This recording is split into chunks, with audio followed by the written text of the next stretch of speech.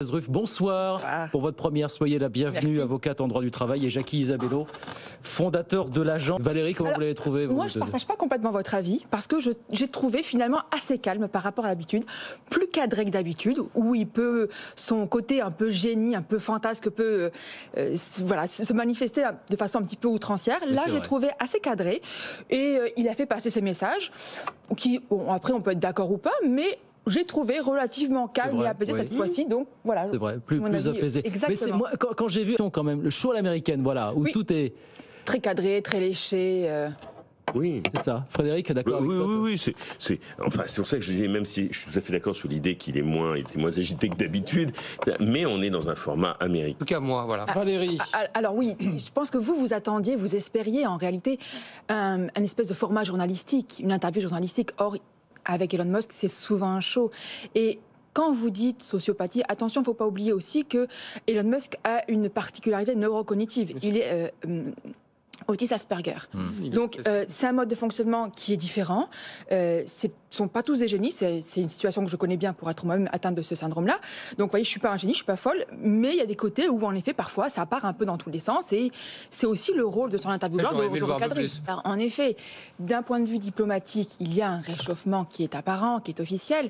Mais il y a quand même des tensions qui demeurent, qui persistent, notamment sur le sujet de TikTok, sur le sujet des fuites des informations en dehors de la Chine. Il y a quand même des perquisitions qui sont effectuées dans les sociétés, dans les bureaux de sociétés de conseil, notamment américaines. Donc il y a quand même des problématiques qui demeurent. Notamment également, n'oublions pas, sur les droits humains. Oui. Et alors, moi, je vais vous raconter une anecdote très personnelle, mais j'ai fait un congrès d'avocats il y a un peu moins de 10 ans, c'était à Shanghai précisément, et en réalité, j'ai perdu le contrôle de mon téléphone et j'ai compris à la fin de mon congrès qu'en réalité, j'étais sous écoute.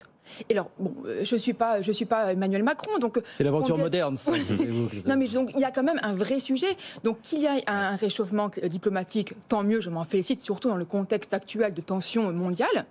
Mais il y a quand même des problèmes qui demeurent. Oui. Il ne faut pas que cela vienne masquer la réalité qui reste encore problématique et inquiétante en Chine. Qu'est-ce que nous dit ? De toute façon, on n'a pas le choix. Il va falloir bien sûr. maintenant, soit on veut que notre planète soit détruite, soit on va falloir qu'on se mette un peu au vert.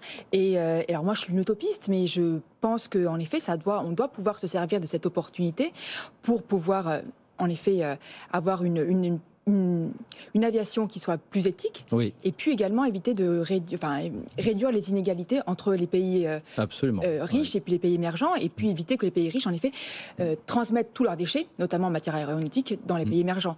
Donc, je pense que c'est aussi une opportunité de pouvoir améliorer, d'être plus conscient dans notre façon de consommer. Moi, je partage votre avis, Frédéric. C'est en effet un peu dangereux, cette hausse permanente des taux d'intérêt, notamment par rapport aux salaires. Et le problème, c'est que beaucoup d'entreprises ne suivent pas l'augmentation des salaires avec le taux d'inflation. Résultat, il y a beaucoup de salariés qui envisagent de démissionner pour obtenir un salaire qui soit plus en adéquation avec le coût de la vie.